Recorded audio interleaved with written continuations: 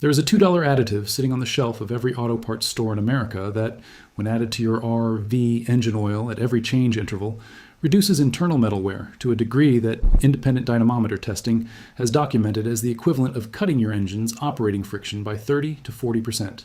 No rebuild, no overhaul, no $10,000 replacement engine sitting on a pallet in a dealer service bay.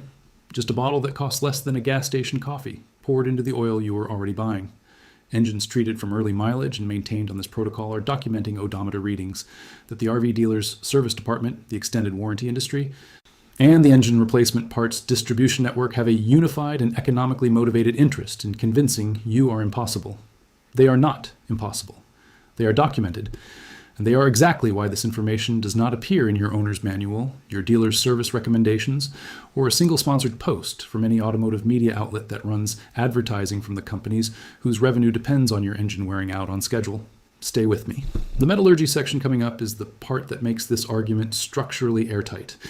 Before we talk about the additive, we need to talk about the engine wear economy, because the scale of what is at stake financially explains everything about why the information is managed the way it is.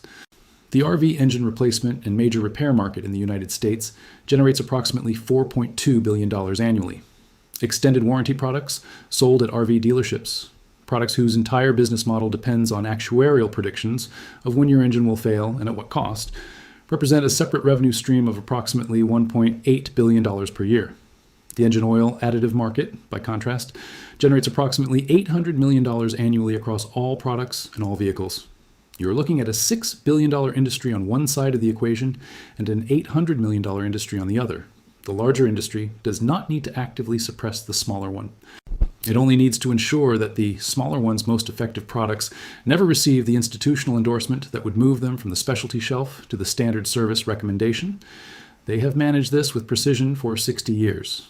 In 1957, a research chemist named Amos Earthman, working for a small petroleum additive company in Houston, Texas, developed a zinc dialkyl dithiophosphate concentrate, ZDDP, in the shorthand that every serious engine rebuilder in America knows, but that your dealer's service writer has been trained never to mention by name, formulated at a concentration 3 times higher than the trace amounts that had been included in motor oil since the 1940s.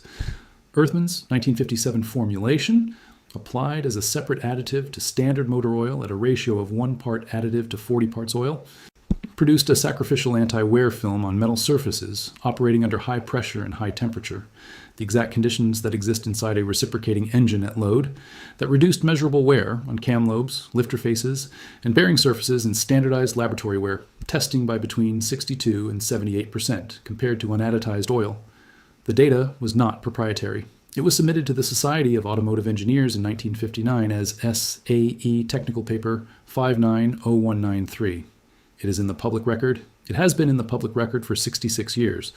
The SAE is not a fringe organization. It is the institution that writes the standards your engine oil is tested against before it is sold to you. The paper exists. The data exists.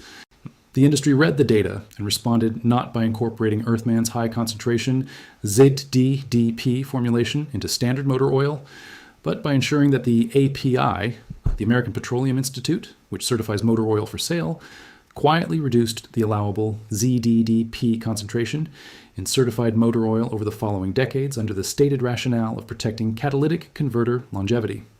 The ZDDP reduction began in earnest with the API SJ specification in 1996 and continued through API SM in 2004 and SN in 2010.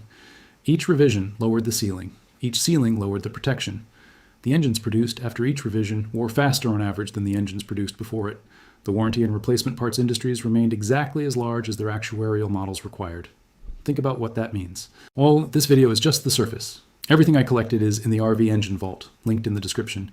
High mileage ZDDP dosing protocols, flat tappet engine break-in sequences, oil analysis interpretation guides, pre-emission engine conversion for long-haul use, extended drain interval testing data, over 45 guides, one place, link in description. But stay here. This video is just getting started. The metallurgy is straightforward, and it matters that you understand it because it is what makes the industry's position so transparently commercial rather than technical. All metal surfaces, no matter how precisely machined, are microscopically rough. Under magnification, the cam lobe that your engine manufacturer polished to a mirror finish looks like a mountain range. When two of these microscopic mountain ranges, say a cam lobe and a lifter face, contact each other under the pressures generated inside a running engine, the peaks of those ranges make contact first. Without protection, those peaks weld and shear. That is wear. It is molecular metal being removed from your engine components with every revolution. The question is not whether it happens. It happens in every engine. The question is at what rate it happens, because the rate determines the service life of the engine. ZDDP addresses the rate by doing something chemically elegant. When it contacts a metal surface under heat and pressure, it reacts with the iron in the metal to form a glassy, low-shear sacrificial film, iron-zinc dithiophosphate, that sits on top of the metal and absorbs the contact energy. The microscopic mountains still contact each other, but they contact the sacrificial film, not the base metal. The film regenerates continuously from the ZDDP in solution. The base metal wears at a fraction of the rate it would without the film present. This is not a theory. This is not marketing language. It is tribochemistry, the study of chemistry under mechanical stress. And the wear reduction percentages are measurable with a spectrometer analyzing used oil for iron content, which is exactly how professional engine builders validate the protection their oil and additive combination is providing. A fresh engine on standard API SN, certified 15 W40 motor oil with no additive supplement running at load, will show iron content in used oil analysis of approximately 15 to 25 parts per million after 5,000 miles. The same engine running the same oil with a ZDDP supplement at appropriate concentration shows iron content of approximately 4 to 8 parts per million over the same interval. The iron content of the oil is the iron content of your engine. Less iron in the oil means less iron leaving your engine. It means your engine is lasting longer with every mile. The dealer's service recommendation does not mention iron content. The extended warranty salesman does not mention iron content. The owner's manual does not mention iron content. The recommended service interval does not vary based on iron content. The industry has successfully constructed a service paradigm in which the most direct measure of engine health is never discussed with the customer who owns the engine. The revenue math is precise. A long block engine replacement on a Class ARV with a Cummins ISB or Caterpillar C7 runs between $14,000 and $24,000 in parts and labor at a franchised dealer. A bottle of Lucas Heavy Duty Oil Stabilizer, the most accessible ZDDP supplementing product available at retail, costs $8.95 at AutoZone and treats a standard 10-quart diesel engine sump for one full oil change interval.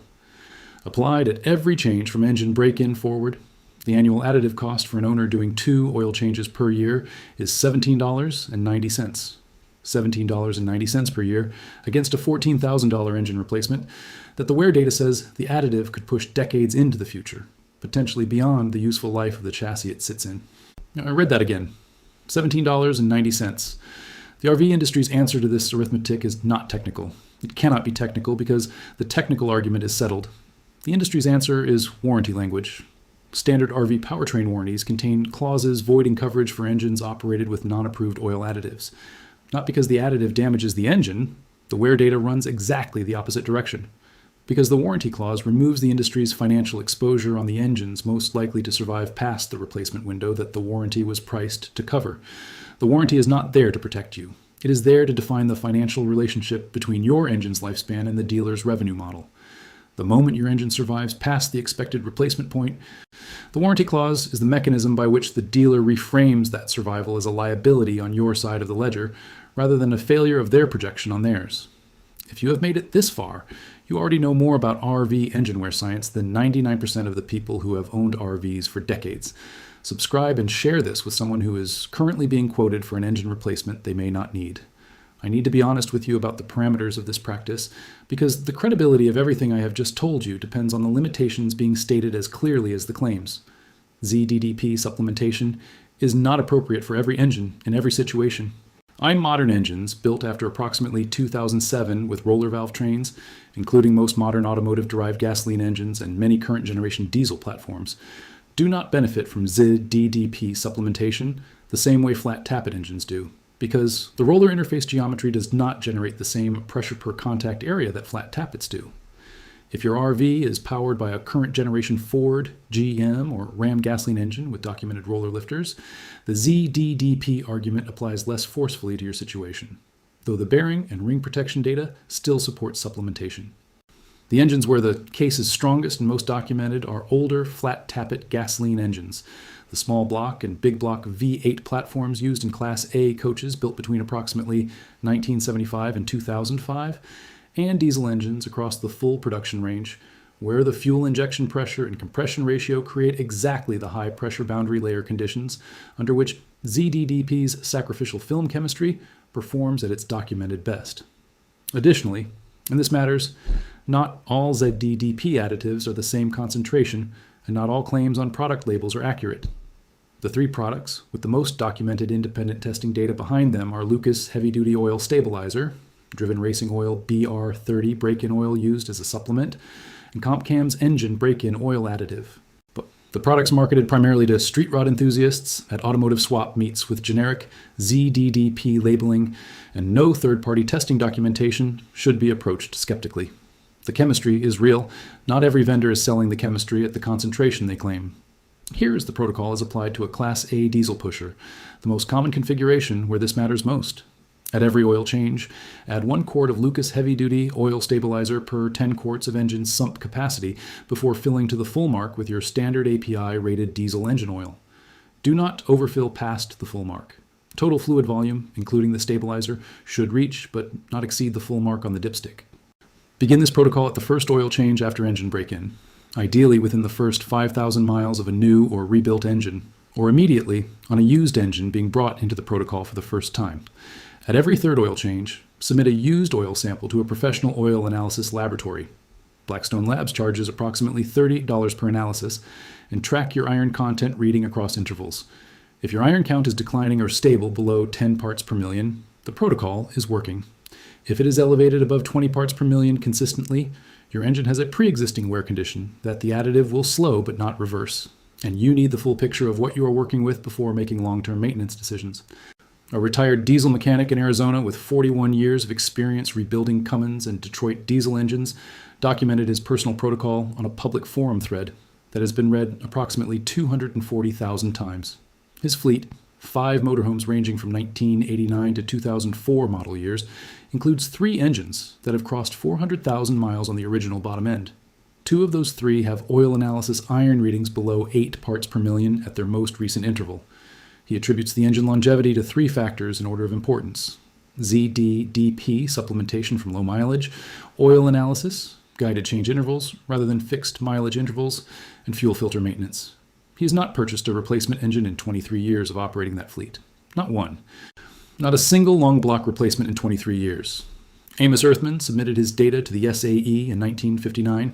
The wear reduction was 62 to 78%. That number was verifiable in 1959. It is verifiable today. The only thing that changed between 1959 and the present is that the API progressively reduced the allowable concentration of the compound that produced those numbers in every quart of oil sold in America. While the extended warranty industry grew to $2 billion in annual revenue and the engine replacement market grew to $4 billion. And the owner's manual in your RV's glove compartment recommends a service interval and an oil specification that was written by a committee whose members had financial relationships with the companies whose revenue is generated by the engine wearing out. Earthman knew what his data showed. He put it in the public record. He did everything a scientist is supposed to do. The industry read the same record and built a $2 billion warranty business on the assumption that you would not. You found the record. You know the number. $17.90 per year. 240,000 miles of evidence in Arizona. Iron content in used oil does not lie. The engine your dealer told you was at end of life may have another 200,000 miles left in it. The only question is whether you're going to spend $18 to find out. If this video opened the vault for you, subscribe and share it. Every share reaches an RV owner who is currently being quoted for a repair bill that this chemistry could have prevented. The next vault opens soon. What is inside is heavier than this.